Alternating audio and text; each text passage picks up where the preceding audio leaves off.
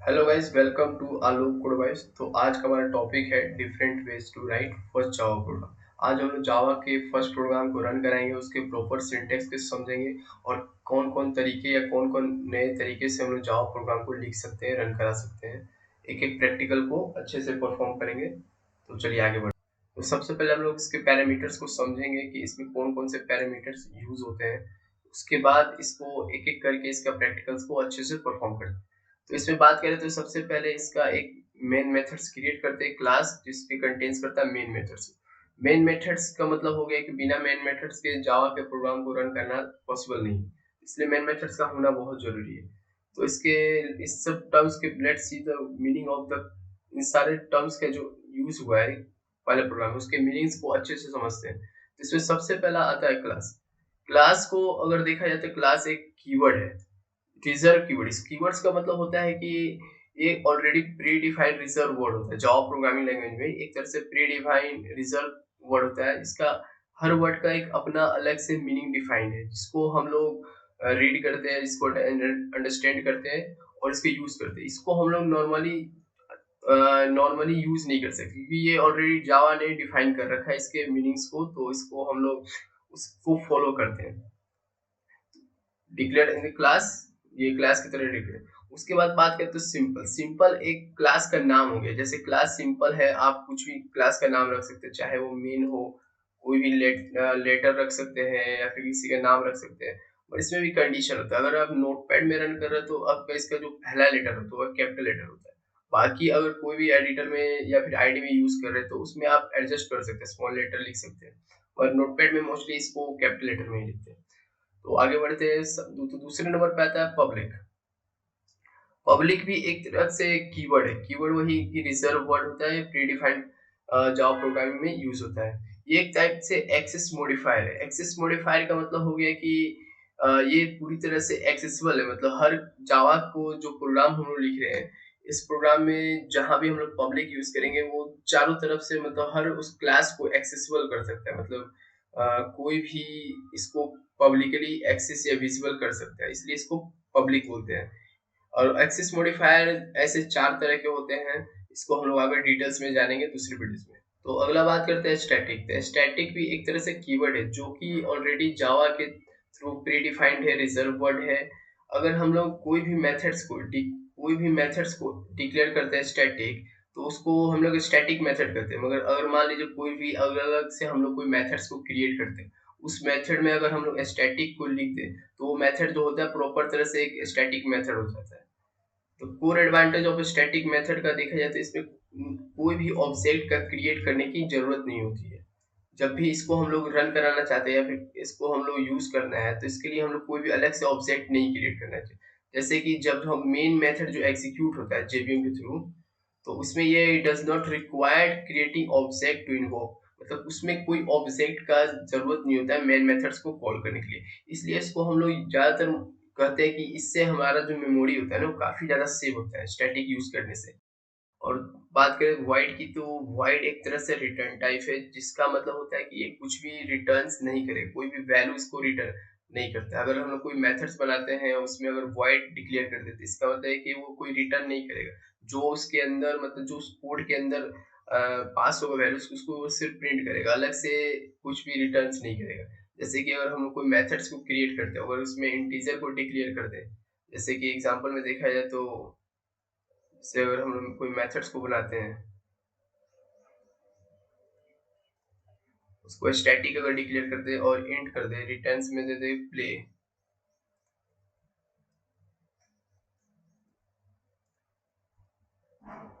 तो ये एक तरह से रिटर्न को रिटर्न करेगा इंट इंट वैल्यूज को। इसमें हो गया एक स्टैटिक हमने मेथड्स बनाया।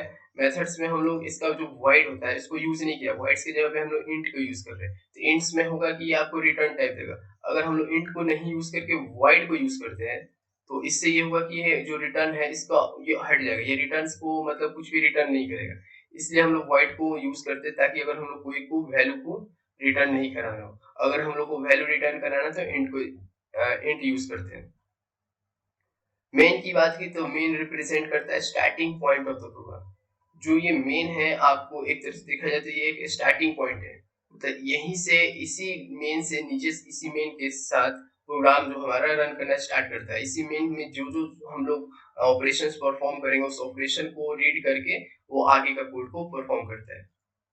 तो स्ट्रिंग आर्गुमेंट्स की बात करें तो स्ट्रिंग आर्गुमेंट्स को हम लोग बहुत अलग-अलग तरीकों से लिख सकते हैं। सारे तरीके जो वैलिड होते हैं वो काफ़ी ज़्यादा मतलब इंटरचेंजेबल भी कर सकते हैं, तो उसका मीनिंग से कोई भी इफ़ेक्ट या उसके आउटपुट पे कोई भी इफ़ेक्ट नहीं पड़ेगा। जैसे कि हम लोग कैसे-कैसे लिख सकते हैं चल जानते हैं।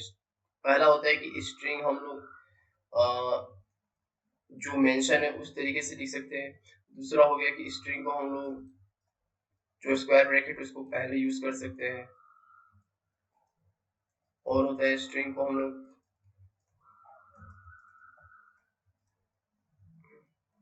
ये 3 तरीकों से हम लोग स्ट्रिंग को डिफाइन कर सकते हैं। इन तीनों तरीकों में से अगर हम लोग कोई भी एक यूज़ करते हैं तो इससे हमारा जो आउटपुट होगा या मीनिंग होगा उसमें कोई भी दिक्कत नहीं आएगी। वो प्रॉपर्ली आसानी से रन करेगा। इन सब का प्रैक्टिकल हम लोग अच्छे से जानेंगे। अगर बात करें यहाँ पे स्क्वायर ब्रैकेट की बात करें तो स्क्वायर ब्रैकेट जो इंडिकेट करता है arguments in the array of string.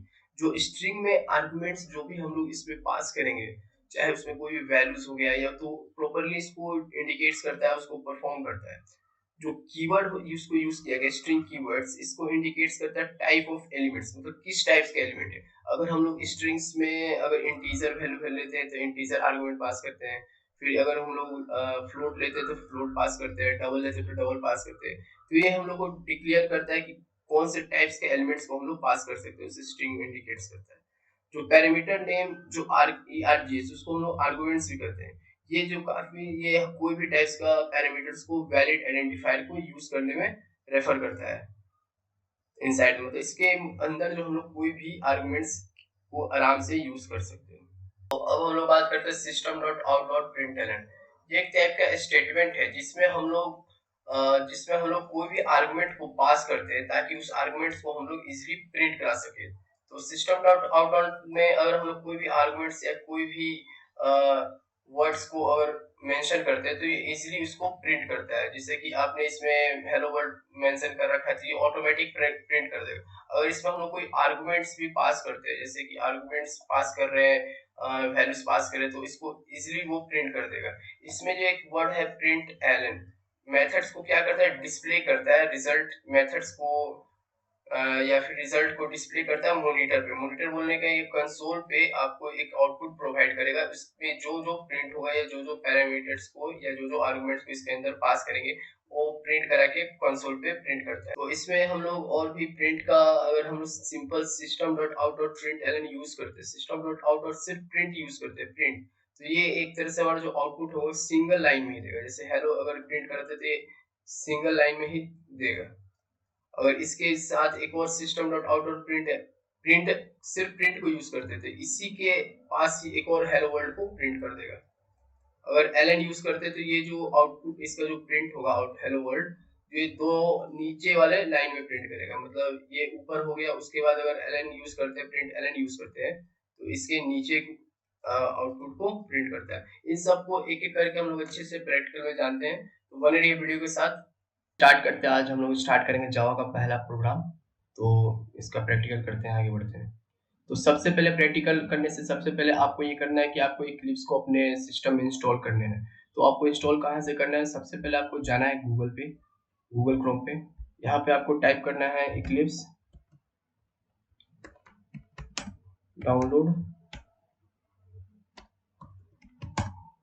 अगर आपका विंडोज है तो विंडोज के लिए विंडोज लिख देना है, उसके बाद राइट क्लिक करना है। विंडोज के बाद देखिए आपको सबसे ऊपर में आएगा इक्लिप्स डाउनलोड इक्लिप्स फाउंडेशन के नाम से, इसको आपको क्लिक करना है। फिर इसके बाद आपको थोड़ा सा इसमें नीचे में आपको वर्जन दिख रहा है गेट इक्लिप्स आईडी 2023। तो इस पे आपको क्लिक कर देना है। इसके लिए आपको ऑटोमेटिक ये इक्लिप्स आप में डाउनलोड हो जाएगा। उसके बाद इसको आप इजीली यूज कर सकते हैं। आते हैं इक्लिप्स में। तो इक्लिप्स का कुछ जो स्टार्टिंग में जो आपको कुछ इस फॉर्मेट में दिखेगा इक्लिप्स। तो इसमें आपको सबसे पहले प्रोजेक्ट कैसे क्रिएट करना है इसको जानते हैं। सबसे पहले आपको जाना है फाइल में, फाइल में क्लिक करना है। उसके बाद फाइल के बाद आपको इस पे एक न्यू का ऑप्शन दिख रहा होगा। न्यू में आपको सबसे पहले ऊपर में जावा प्रोजेक्ट पे हम लोग क्लिक करेंगे। जावा प्रोजेक्ट में एक आपका प्रोजेक्ट नेम का ओपन होगा, उसमें आपको कोई भी प्रोजेक्ट का नाम रख सकते हैं।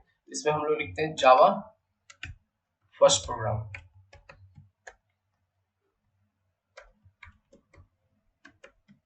जावा फर्स्ट प्रोग्राम से नाम से हम लोग इसको बना दिए। तो इसका ये यूज डिफॉल्ट लोकेशन, ये जो हमारा इस प्रोग्राम को जो सेव होगा इसका डिफॉल्ट लोकेशन होगा हमारा इस पे मेंशन है, इसको आप चेंज भी कर सकते हैं अगर इस पे आपको हटा देंगे तो। ये हमारा जावा एग्जीक्यूशन जीआरई को एग्जीक्यूट कर रहा है, जो जावा स्टैंडर्ड एडिशन 18 है, इसको एग्जीक्यूशन करके इसको रन कराएगा। इसमें आपको create separate folder for source and class पर, इस सब हमको ज्यादा ध्यान नहीं देना है। इसके मॉडल्स को अगर चाहते हैं तो क्रिएट भी कर सकते हैं, अगर नहीं चाहते तो नहीं भी क्रिएट कर सकते। तो इसमें हम लोग फिनिश पे क्लिक करेंगे। ये पूछ रहा है कि आपको जावा फर्स्ट का मॉडल्स क्रिएट करना है, तो अभी के लिए हम लोग कर देते हैं क्रिएट। तो ये हमारा एक जावा का मॉडल्स क्रिएट हो गया, तो इसको हम लोग बंद कर देंगे। तो हमारा सबसे इम्पोर्टेंट है एसआरसी। एसआरसी पे हम लोग राइट क्लिक करेंगे। इसके बाद हम लोग एक न्यू पे जाएंगे। न्यू पे हम लोग को सबसे पहले दिख रहा होगा पैकेज और क्लास, इसमें से आप दोनों में से कोई भी यूज कर सकते हैं। अगर आप पैकेज यूज करते हो तो सबसे पहले आपको इसका पैकेज का नाम डिफाइन करना पड़ेगा। इसका पैकेज का नाम रख देते हैं com dot Alok code vibes. तो ये हमारा एक पैकेज बन गया। इस पैकेज के अंदर हम कोई भी कोड्स को लिख सकते हैं। अब इसको पैकेज पे हम लोग राइट क्लिक करेंगे, न्यू पे जाएंगे। न्यू पे हम लोग को एक क्लास का नाम दिख रहा होगा, क्लास पे क्लिक करेंगे। तो क्लास में हमारा ये देखिए हमारा सोर्स फोल्डर ये रहा, एसआरसी के अंदर ये बन रहा है। पैकेज है हमारा com dot Alok code vibes. Name की बात करें तो हम लोग कोई भी नाम रख सकते हैं। तो नेम में हम लोग रख देते हैं मेन, तो कुछ भी नाम रख सकते हैं। इसमें हम लोग पूछ रहा है कि पब्लिक, ये सब डिफॉल्ट है ऑलरेडी आपको बने रहेंगे। तो इसमें हम लोग कुछ छेड़ नहीं करना है, कुछ चेंजेस नहीं करना है। इस पे हम लोग सीधे फिनिश पे क्लिक करते हैं। तो एक हमारा ये पैकेज बन गया और एक मेन क्लास का एक सिंटेक्स बन गया। तो इस सिंटेक्स में हम लोग मेन को ऐड करेंगे, जिससे हमारा वो कोड को स्टार्टिंग पॉइंट होता है। तो सबसे पहले हम लिखेंगे पब्लिक, उसके बाद स्टैटिक, उसके बाद void, उसके बाद मेन। उसके अंदर हम लोग स्ट्रिंग को यूज करेंगे, स्ट्रिंग आर्गुमेंट्स args, और इसके बाद कर्ली इस ब्रैकेट को क्लोज करेंगे। उसके बाद हम लोग कर्ली ब्रेसेस यूज करेंगे। ये हमारा एक प्रॉपर जावा का सिंटेक्स बन गया, जिसमें पब्लिक एक एक्सेस स्पेसिफायर है, क्लास एक कीवर्ड है, मेन इसका नेम हो गया, आप कोई भी लिख सकते हैं। सेम है पब्लिक एक्सेस स्पेसिफायर है, मॉडिफायर है, जो अलाउ करता है हमारे को कोई भी प्रोग्राम में कोई भी इनपुट को गेट कर सकते हैं, इसको विजुअलाइज करता है इस प्रोग्राम को। चाहे हम लोग एक्स्ट्रा क्लासेस भी डिक्लेयर करते हैं, उस सबको अलाउ करेगा यूज करने के लिए। स्टैटिक हमारा मेमोरी सेव के लिए यूज होता है। वॉइड रिटर्न टाइप, इसका कुछ रिटर्न टाइप प्रोवाइड नहीं करेगा। मेन हो गया इसका एंट्री पॉइंट हो गया प्रोग्राम का, स्ट्रिंग आपको वैल्यूज पैरामीटर्स पास करने के लिए। और आर्गुमेंट्स, इसमें अगर कोई भी आर्गुमेंट्स हम लोग पास करते हैं तो रन टाइम करने के दौरान कंसोल पे हम लोग कोई भी चीज को प्रिंट कर सकते हैं। और स्क्वायर ब्रैकेट एरर्स को इंडिकेट करता है। तो उस पर हम लोग सबसे पहले कुछ प्रिंट कराते हैं, तो इसके लिए हम लोग यूज करेंगे system dot out dot print. तो ये हमारा हो गया प्रिंट कराने का स्टेटमेंट्स। ये स्टेटमेंट्स के हम लोग डबल कोटेशन के अंदर यूज करते हैं हेलो वर्ल्ड। और इसको रन कराना भी काफी इजी। सबसे पहले रन कराने से आपको ऊपर देखना है स्ट्रैक्सेस दिख रहा है मेन के पास, तो इसको आपको सेव करना है। सेव होने के बाद ये नहीं दिखेगा। सेव होने के बाद आपको ये लेफ्ट साइड में एक ग्रीन कलर का आइकन दिख रहा होगा प्ले का, उस पर आपको क्लिक कर देना है। जैसे आप क्लिक करेंगे तो एक हेलो वर्ल्ड का प्रोग्राम बन के नीचे कंसोल पे दिखाई देगा। इसको हम लोग कॉपी करते हैं। तो कॉपी करने के बाद एक बार हम लोग प्रिंट कर रहे हैं, तो इसको फिर सेव करेंगे। फिर सेव करने के बाद इसको रन करते हैं। तो इसमें ये देखा जा रहा है कि एक ही लाइन में दोनों आउटपुट को प्रिंट हो रहा है। तो अगर हम लोग चाहते हैं कि एक ही लाइन में दोनों आउटपुट प्रिंट ना हो, तो हम लोग प्रिंट के लास्ट में एलन को यूज लिख देंगे। एलन से लिखने से ये होगा कि ये जो हमारा जो आउटपुट प्रिंट होगा वो नेक्स्ट लाइन में होगा, नीचे वाले लाइन में प्रिंट करेगा। इसमें हम लोग और भी बहुत सारे ऑपरेशन प्रिंट कर सकते हैं। इसका शॉर्टकट होता है SYSO। यहाँ तक लिखने के बाद कंट्रोल आपको स्पेस पर क्लिक करना है, ये automatic system dot out dot println print कर देगा। इसमें आप कोई भी मैथमेटिकल ऑपरेशन जैसे 5 into 4 या फिर कुछ भी मैथमेटिकल ऑपरेशन को परफॉर्म कर सकते हैं, जैसे 524, जैसे और भी सारे बहुत सारे परफॉर्मेंस दे सकते हैं।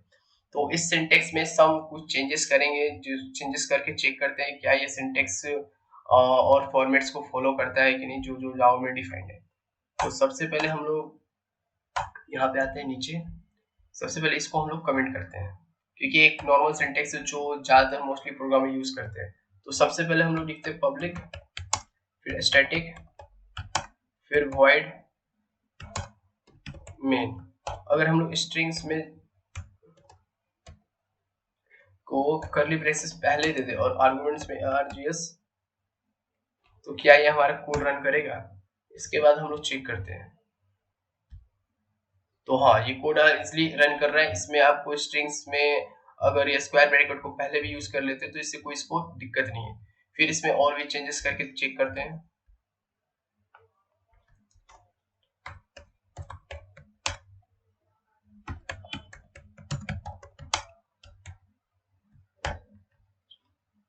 और इसमें हम लोगों ने नॉर्मल इसको लिख लिया।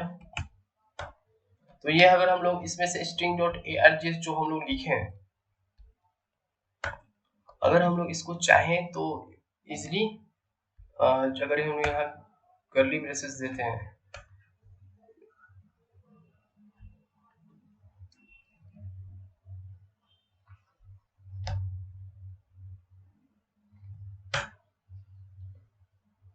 तो और इसको हम लोग अलग तरीके से चेक करके देखते हैं। तो इसको हम लोग सबसे पहले इसको यहाँ से हम लोग कॉपी करते हैं, फिर इसको हम लोग यहाँ पे पेस्ट कर देते हैं। तो इसमें हम लोग अगर हम लोग स्ट्रिंग के बाद जो बिग ब्रैकेट है या ब्रैकेट से इसको अगर हम लोग हटा के 3 डॉट्स भी देंगे तो ये कोड इजिली रन करेगा। ये जावा का एक न्यू फीचर है जिसमें ये मेंशन है कि इसको हम लोग अब यूज कर सकते हैं। इसको हम लोग वेर आर कहते हैं। वेर आर ज्यादातर जावा का न्यू फीचर्स है जो काफी ज्यादा यूज हो रहा है। इसको इक्लिप्स डॉट भी बोलते हैं। इसको पास करके हम लोग भी जावा प्रोग्राम को इजिली रन करा सकते हैं। तो आइए चेक करते हैं क्या ये रन कर रहा है कि नहीं। तो हाँ ये बिल्कुल इजिली रन कर रहा है। इसमें और भी चाहे तो इसके हम लोग सिंटेक्स को आगे पीछे कर सकते हैं, जिससे ये होगा कि चेक करते हैं इसका क्या ये प्रोग्राम इजिली रन करता है। तो इसको पेस्ट करते हैं और इसको ऊपर वाले को कमेंट कर देते हैं।